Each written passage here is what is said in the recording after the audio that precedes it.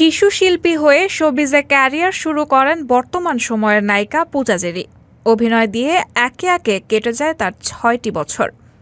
এরই মধ্যে দর্শকদের উপহার দিয়েছেন ডজন খানেক চলচ্চিত্র।